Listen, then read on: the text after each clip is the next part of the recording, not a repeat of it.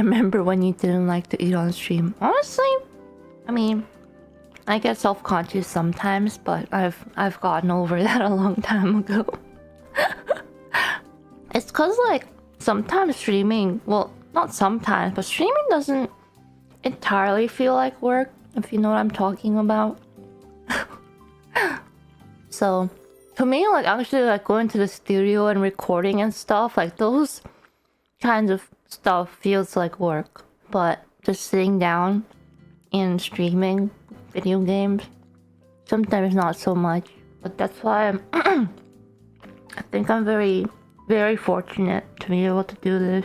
But I also say it's a double-edged sword, because when hobbies become work, then you lose your hobby technically. So you rather have to find a new hobby or make a mental wall of splitting work with hobbies. And that's very, very hard to do, I think. But I think I've gotten the hang of it. I think the 2021-2022 Ina was struggling, but 2025 Ina is doing pretty good. She's cruising. I really enjoy what I get to do and what I do, which is why hitting that point of burnout was really bad, because when you get to a point where you can't physically do the stuff that brings you joy, then what else is there, you know, to bring you joy? So there are times where you know you have to step back, because otherwise you're just gonna crash and burn. It's very dangerous.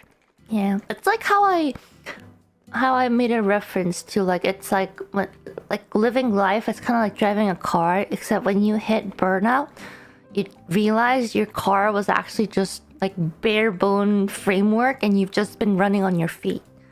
And you've been telling yourself that you were driving a car all this time. You know? You gotta go into the auto shop and get it repaired.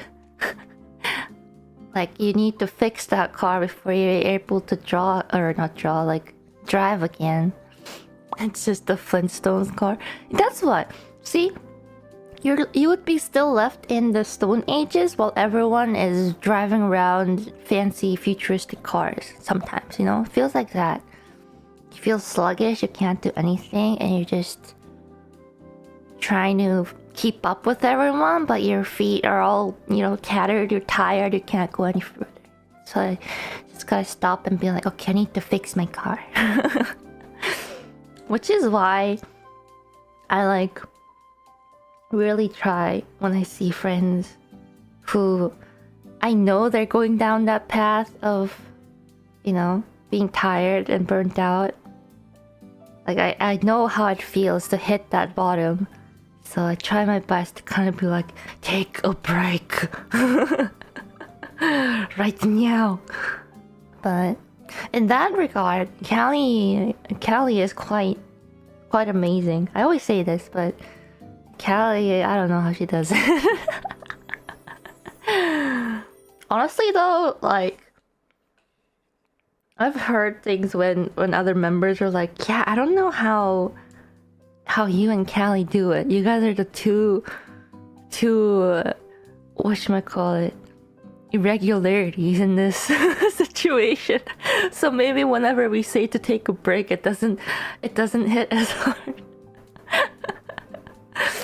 But I think both Calli and I are very, I guess, used to balancing things around, and we know when to take breaks, because I know Calli takes breaks when she, it doesn't seem like it, but she does go out and take breaks when she needs to. So for me, sometimes the reason I sometimes take slightly longer breaks is because I need to not only detach from like work, but I just need to detach from the world itself. It sometimes just takes a little more time. Detach from reality, honestly. No! Like half of the egg was stuck to the shell and it's split in half.